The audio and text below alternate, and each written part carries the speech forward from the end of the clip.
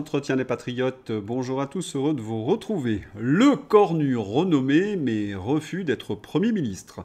Macron, dissolution, article 16, ou fin à la Ceausescu. Avant de traiter ces informations et beaucoup d'autres, vous connaissez la coutume sur cette chaîne, je commence toujours mon entretien par remercier ceux qui m'ont permis justement de le produire, car ils m'ont financé à l'aide des merci rémunérateurs. Et aujourd'hui sont à l'honneur des fidèles parmi les fidèles, ma chère Anissé, Philippe Bohen, Crisis, Tibère Roltangui, Tifferette, Claire Dumay, François Colna, Paulo Gonçalves, Caustic et Génie B. Merci à eux du fond du cœur. Et puis je tenais à vous remercier pour votre soutien indéfectible. Oui, il faut aider la réinformation en ces temps de graves menaces sur la liberté d'expression. Alors comment faire? Eh bien c'est simple, il suffit de lever le petit pouce, écrire de gentils messages, diffuser sur d'autres réseaux sociaux. Et puis surtout, n'oubliez pas d'activer la cloche notification. Le sketch continue. Eh oui, champion mon frère, Sébastien Lecornu détient un double record. Le Premier ministre le plus lent à former son gouvernement, 26 jours, et le plus rapide à démissionner, 27 jours. Et bien évidemment, c'est vous qui réglez l'addition. 45 000 € d'indemnité pour Sébastien Lecornu. Après avoir démissionné de son poste de Premier ministre, Sébastien Lecornu va toucher 45 000 € d'indemnité.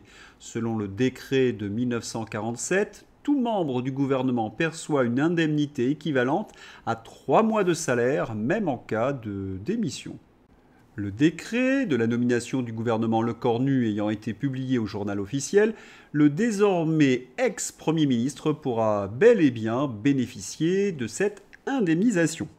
Lecornu, un incompétent qui rentre dans le livre des records, que cela ne tienne, il aura sa prime récompensée d'avoir tout raté. Il y a 4 semaines, je tournais une vidéo expliquant que Lecornu était cramé. Comment pouvait-il en effet marier la carpe et le lapin, le Parti socialiste et les LR, alors que les Français étaient en colère? Macron et Lecornu ont donc fait perdre du temps à la France et la note devient vraiment catastrophique. Aux primes de Lecornu s'ajoutent les primes pour les ministres. Les contribuables vont verser 28 320 € à chaque ministre. Le décret de nomination des 18 ministres de Lecornu a été publié au journal officiel du 5 octobre 2025. Malgré leur chute, 18 heures après, ils vont donc percevoir 9 440 € pendant 3 mois, soit 28 320 € sur 3 mois, soit 509 000 € total pour les 18, sans compter les 44 000 € versés à Lecornu pour ses fonctions de brillant ancien Premier ministre. On ironise, mais il faut appeler un chat un chat. Ces macroniers bafouent la Constitution, gaspillent l'argent public et mettent nos finances en péril. Des dangereux irresponsables. La dette française pourrait être exposée à des attaques massives. Les taux d'emprunt de la France bondissent après la démission surprise de Sébastien Lecornu. Et oui, le chaos politique en France fait plonger la bourse et exploser les taux d'intérêt. La soudaine démission de Lecornu hier fait trembler les marchés financiers internationaux. La bourse de Paris perdait 2% à l'ouverture. Le taux d'intérêt sur le OAT 10 ans bondit de 8 points de base. Le sketch Lecornu risque de se facturer à des milliards et des milliards d'euros. Macron est prêt à tout plutôt que de démissionner. Même mettre en péril nos finances publiques.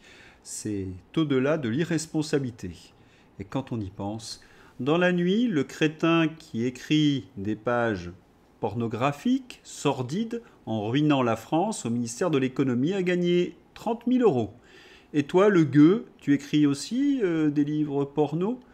L'indécence totale de la caste. La dette française, donc, pourrait être exposée à des attaques massives, amplifiant la nervosité des marchés, prévient Antoine Andréani, chef de la recherche chez Extibé France. On va bientôt passer de la tragicomédie aux choses sérieuses, la tragédie financière.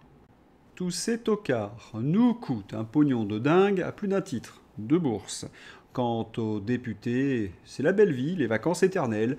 Cela fait 88 jours qu'il n'y a pas eu de vraie séance publique à l'Assemblée nationale. Bientôt 3 mois de vacances pour nos députés, payés 7 493 € mensuels.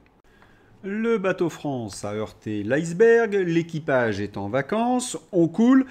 Que fait Macron? Bah, du Macron, quoi. Acteur Premier raté. ministre, qui était Le président. tout à l'heure Le président de la République. Qu'est-ce que j'ai dit? Le Premier Alors ministre. c'est évidemment un lapsus, le président de la République. Non, mais des fois, il croit sincèrement qu'il va susciter la pitié en jouant le romantique solitaire, abandonné.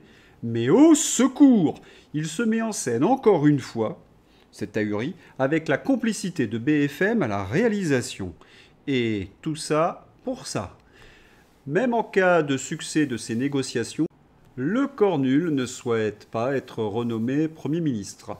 Sébastien Lecornu a remis sa démission ce lundi matin au Poudré, qu'il a accepté. Il a été reçu au Sénat par Gérard Larcher.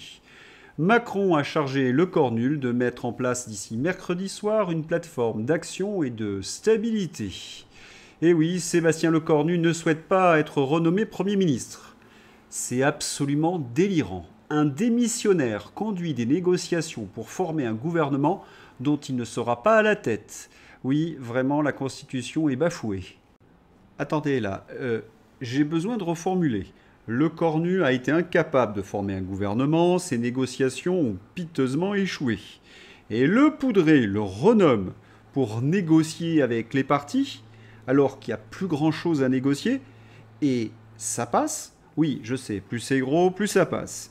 Et la vaseline s'appelle Nono le dilaté, le bien nommé. Nouveau coup de théâtre, Bruno Le Maire se retire du gouvernement démissionnaire. Macron termine son règne dans le ridicule et le grotesque aux yeux du monde entier. Y a-t-il encore un macroniste en France? Un examen de conscience est nécessaire chez tous ceux qui ont voté pour ce psychopathe. Il faut ajouter que le cas semble irrécupérable, car il y a l'affaire Taillot-Taillot. Les narratifs s'enchaînent, se contredisent, s'embrouillent.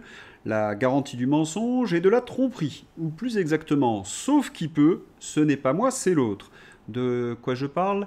Retailleau fait diffuser dans la presse cette vignette, 2 Français sur 3 d'accord avec Bruno Taillot-Taillot. Mais que se passe-t-il? Oh, vous les connaissez, les Lecornu et Macron, ils sont incapables d'assumer leur échec, leur responsabilité. Alors que font-ils? Ils accusent Bruno Taillot-Taillot d'avoir sabordé ni plus ni moins le gouvernement. Mais quelle grosse blague! Unanimement, ce gouvernement a suscité l'indignation et la colère. Même l'UDI, du bloc central, a repris sa liberté. C'est dire. Mais Taillot-Taillot essaie malgré tout de se disculper. J'ai été trahi, dit-il, par Lecornu, avec l'entrée de Nono Renflement-Brun, ministre des Armées. Il n'était pas au courant, Taillot-Taillot? Il ne lit pas la presse? Info Le Parisien, l'ex-ministre de l'économie Bruno Le Maire, présent pendant 7 ans au sein des gouvernements successifs, est pressenti pour être ministre des Armées. Nous étions le 5 octobre. Dois-je ajouter qu'il y a 2 semaines, j'annonçais l'entrée de Nono Le Maire au gouvernement. Il ne s'en cachait pas.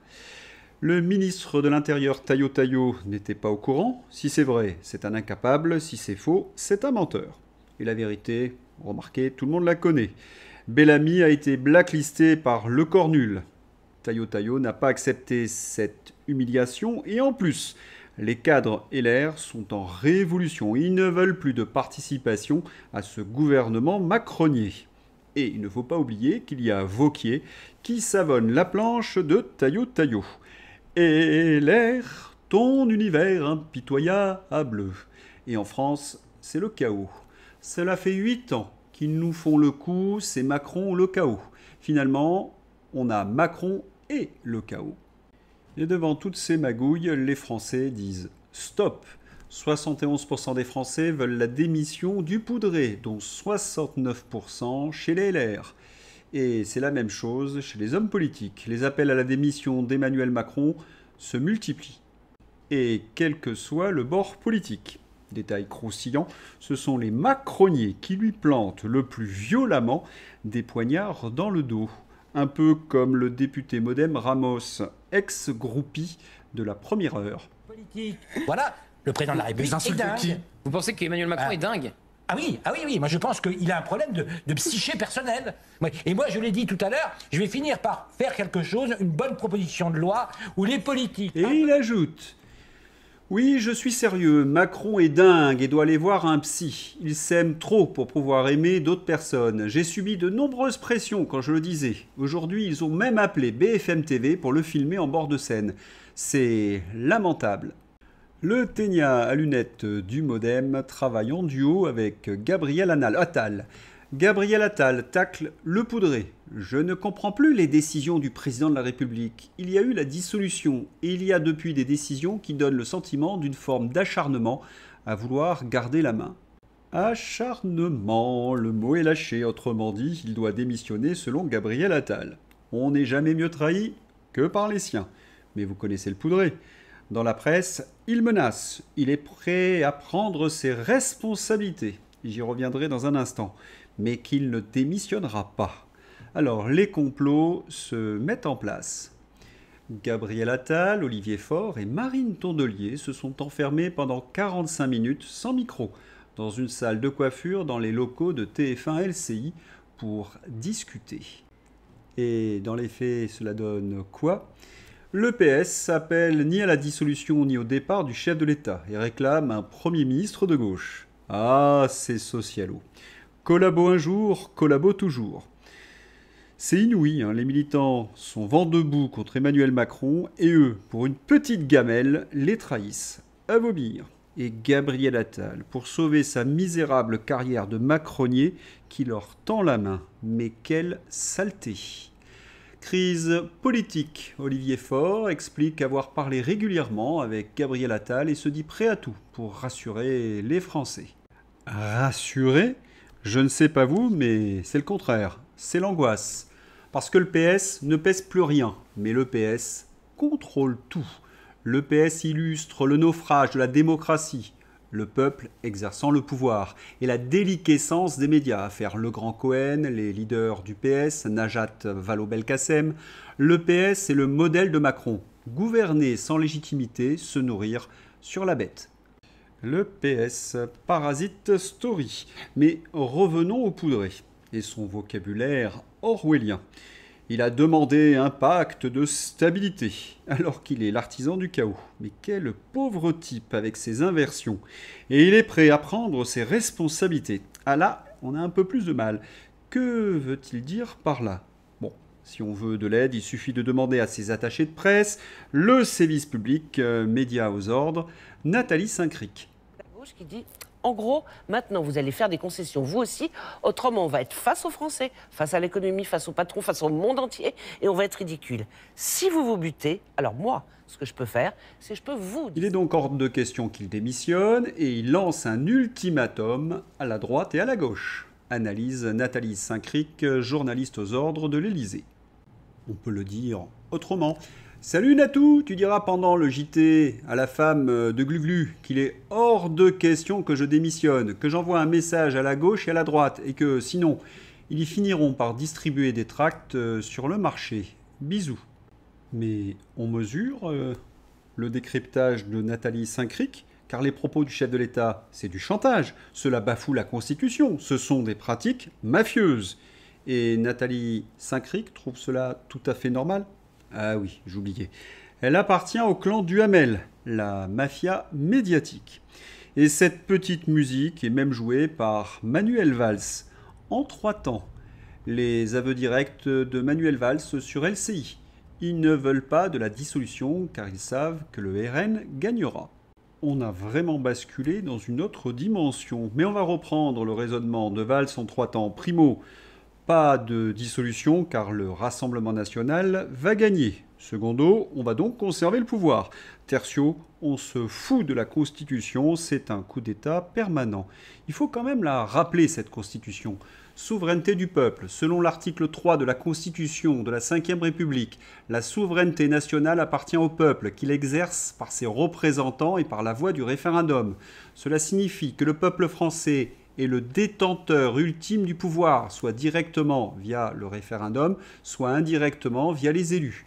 En refusant la dissolution, les macronards bafouent notre Constitution. C'est un coup d'État.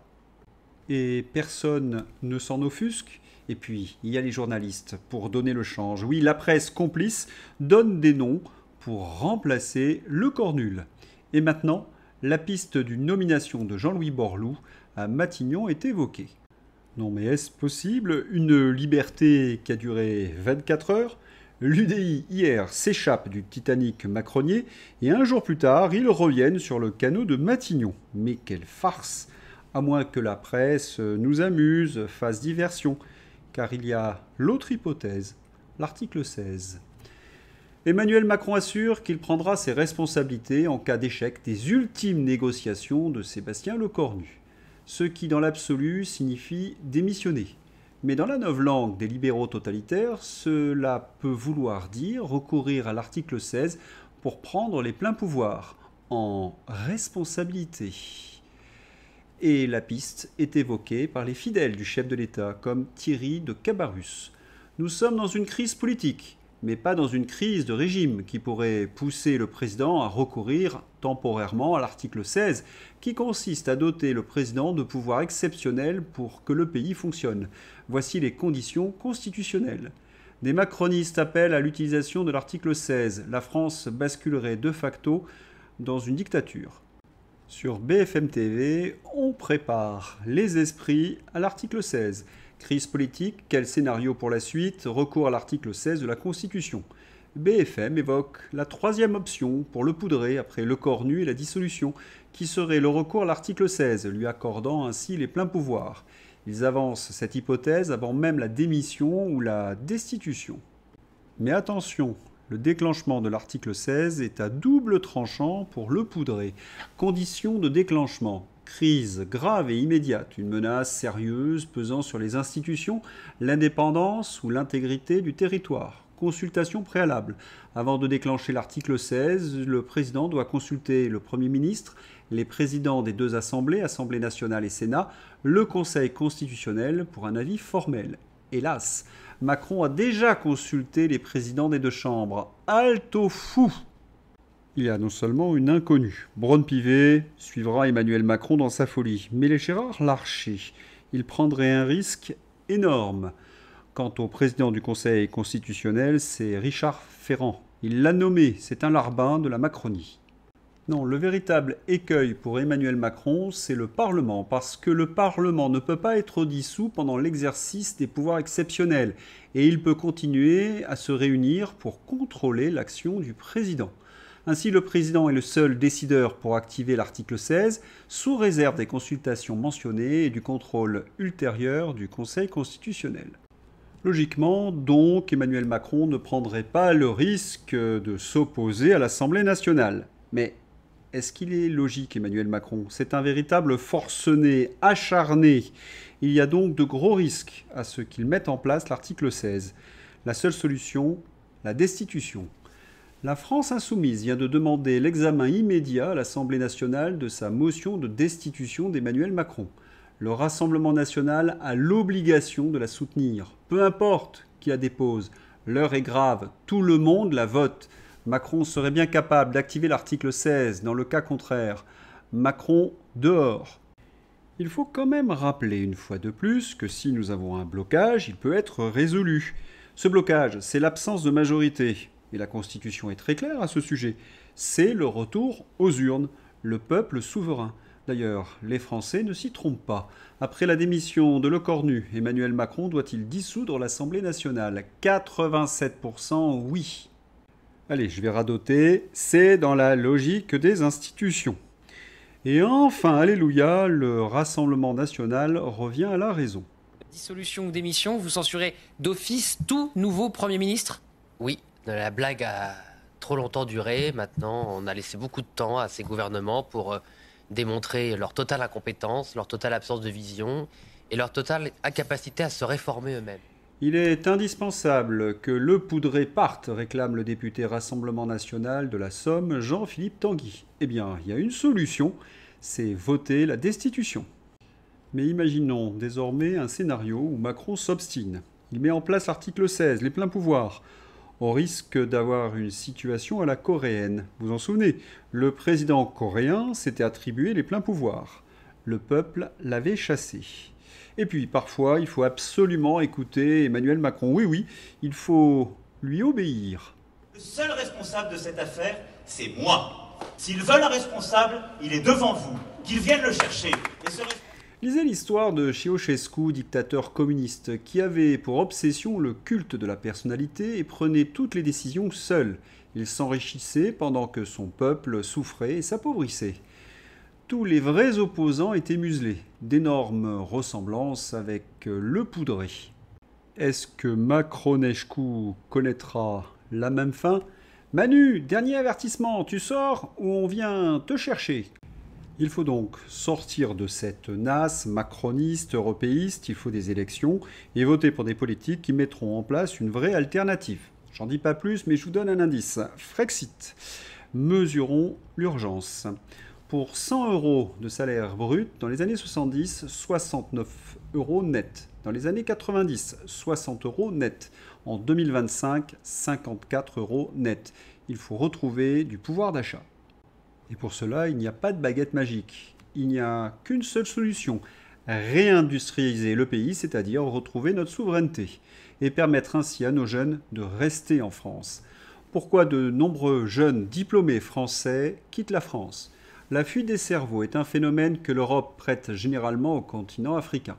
Désormais, la France est pleinement concernée. Une étude Ipsos BVA alerte sur l'hémorragie continue des talents qualifiés via un baromètre inédit. Et comment il en serait autrement ? Les salaires sont bas, le chômage endémique, il n'y a pas de plan de carrière, un véritable drame. Et je n'évoque même pas le problème du logement et de l'insécurité. Alors ce qu'il faut, ce sont des patriotes au pouvoir pour redonner le goût de la France à ces jeunes et surtout ne pas mettre en place les idées loufoques des socialistes. Quel bilan pour la taxe Zuckman norvégienne ? En 2022, le pays a taxé les hauts patrimoines, y compris professionnels. En un an, 315 Norvégiens fortunés se sont exilés en Suisse. Dans leur entreprise, l'emploi a chuté de 33% et les investissements de 22%. Impact de la taxe Zuckman norvégienne. Le gouvernement norvégien attendait de cette taxe une plus-value fiscale de 125 millions d'euros. La réalité, c'est qu'ils ont eu des recettes fiscales réelles de moins 381 millions d'euros. C'est le paradoxe de ces charlatans de socialistes. Ils détruisent les frontières et en déplorent ensuite les conséquences. Hier, j'évoquais le sens de l'histoire, ou plus exactement le retournement de situation. En Europe, ça bouge. Je voterai la motion de censure contre Pustula. L'Union européenne technocratique doit cesser de piétiner nos libertés et notre souveraineté. Place à une Europe des nations. Entièrement d'accord, mais pour cela, il faut sortir de l'Union européenne. Et certains pays sont en train d'y penser, comme la Hongrie. Le Premier ministre Orban a déclaré que la Hongrie ne devrait pas adopter l'euro car l'Union européenne est en train de se désintégrer. Ces propos sont rapportés par Reuters. La Hongrie ne doit pas lier son destin à ce bloc ni introduire l'euro dans le pays, a déclaré lundi le Premier ministre hongrois Viktor Orban dans une interview au site d'actualité économique Econom X. La Hongrie ne doit pas lier son destin à l'Union européenne plus qu'elle ne le fait actuellement, et l'introduction de l'euro serait le lien le plus étroit possible, a déclaré donc Viktor Orban. Motion de censure contre Pustula, désintégration de l'euro, cela chauffe à Bruxelles. Même le chancelier allemand commence à accuser Pustula. Merz demande la levée de l'interdiction prévue de la vente de véhicules thermiques en 2035. Le chancelier allemand a demandé à l'Union européenne de lever l'interdiction prévue en 2035 sur les véhicules thermiques. Plus personne ne veut de voitures électriques. Et il y a la concurrence chinoise et une transition électrique difficile. L'industrie automobile allemande plaide pour un réexamen anticipé de cette mesure. Les conseillers du chancelier allemand pointent du doigt l'obstination, que dis-je, l'acharnement de l'ami du poudré Pustula. Turbulence toujours à Bruxelles, l'Union européenne est accusée d'ingérence gravissime. Le Premier ministre géorgien affirme que les manifestants visent à renverser le gouvernement et accuse l'Union européenne d'ingérence. Le Premier ministre de Géorgie affirme que des manifestants visant à renverser le gouvernement et à entrer dans le palais présidentiel sont soutenus par l'Union européenne, alors que des élections avaient lieu ce jour-là. Gravissime, l'Union européenne est contre le pouvoir des urnes et du peuple, ça on le voit en France. Le pouvoir neutre géorgien a gagné les élections et les 7000 manifestants ont été renvoyés chez eux. la souveraineté populaire semble une chose inconnue à Bruxelles. La défaite se profile pour l'ex-Union européenne, Kiev. L'heure des règlements de compte a-t-elle sonné? Angela Merkel. Angela Merkel juge la Pologne et les pays baltes en partie responsables de la guerre en Ukraine. L'ex-chancelière allemande, Angela Merkel, attribue à la Pologne et aux États baltes une part de responsabilité dans le déclenchement de la guerre en Ukraine. Elle leur reproche d'avoir bloqué le dialogue de l'Union européenne avec Vladimir Poutine en 2021. Varsovie s'insurge. Il me semble, je ne sais pas ce que vous en pensez, qu'Angela a un peu la mémoire sélective. Elle ne devrait pas oublier l'ami Boris Johnson, le Premier ministre anglais. Comme la guerre est perdue et que les Européens, depuis le début, marquent contre leur camp, l'issue de ce conflit va donner lieu à des nombreux règlements de compte au sein de l'Union européenne. Eh bien, ça promet. Allez, avant d'ouvrir la page fantaisie, un petit retour sur Emmanuel Macron. Comment est-il jugé par la presse internationale ? The Times, le journal britannique, a qualifié le président français Emmanuel Macron de canard boiteux, moi je dirais canard sans tête, incapable d'imposer sa politique à un parlement éclaté du pays. Le président Macron est un canard boiteux qui a presque épuisé toutes ses options. La France est confrontée à une crise de la démocratie sans précédent depuis l'époque de l'ancien président de la Ve République, Charles de Gaulle, indique l'article. Et c'est ainsi dans tous les journaux de la presse internationale. Il est ridicule, il doit partir, s'il s'acharne, canard boiteux. Macron dézingué à l'international. Et il est aussi dézingué par les siens. Dernière intervention, en direct, crise politique, Édouard Philippe demande au poudré une présidentielle anticipée après l'adoption du budget. Autrement dit, il doit démissionner. Boum, cette trahison va faire mal. Allez, c'est l'heure d'ouvrir la page fantaisie avec Emmanuel Macron qui cherche désespérément un Premier ministre. Et Premier ministre, ça vous dirait d'être Premier ministre ? Et s'il existait un Premier ministre idéal ? Et si Emmanuel Macron l'avait trouvé ? Premier ministre, l'hypothèse Régis Laspalès refait surface. C'est vous qui voyez. En exclusivité pour les entretiens, le plan machiavélique du poudré. Et là, Michel, tu dis que c'est plus possible, que les Français sont trop bêtes, et que c'est la faute des Russes qui contrôlent les partis en France, tout ça, et je me sacre empereur à Notre-Dame, ok ? Je m'appelle Sébastien. Ok, Michel. Oh oui, une bonne camisole de force. Remarquez que pour le poste de Premier ministre, sur un malentendu, oui, il existe dans notre classe politique notre Jean-Claude Duss, Marine Tondelier. Marine Tondelier appelle à un gouvernement de gauche et écologiste et se dit même prête à être Premier ministre. Quand est-ce que cet immense sketch va-t-il enfin s'arrêter ? Marine Tondelier, c'est le malentendu permanent. Et il y a une autre revenante.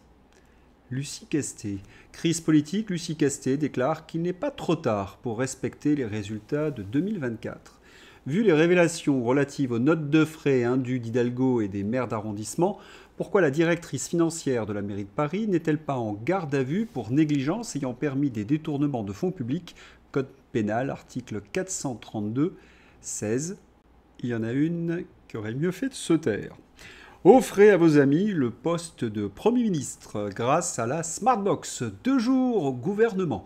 Pour Noël, faites un cadeau inoubliable à vos proches. Mais attention, c'est peut-être une arnaque parce que Nono l'a essayé. Bruno Le Maire, ministre des Armées et des Anciens Combattants. Et qui c'est qui va encore passer pour un abruti ? Il a changé sa bio le dimanche soir, il l'a effacé le lundi matin. Bruno Le Maire envisagerait de consacrer son prochain livre à son bilan de ministre des Armées. Eh oui, le saviez-vous, un éphémère adulte a désormais une espérance de vie nettement plus longue qu'un gouvernement français. On va clore cette page fantaisie avec un immense scandale. As-tu déjà remarqué qu'il n'y a généralement pas de poubelle à tampons dans les toilettes réservées aux hommes ? Ça aussi, c'est la violence sexuelle. Les wokistes nous font vivre dans un monde de fous. Avant de se quitter, le programme de Philippe de Villiers. Si j'étais aux responsabilités, voici à quoi ressembleraient mes 100 premiers jours à la tête du pays. Le lien est dans ma description.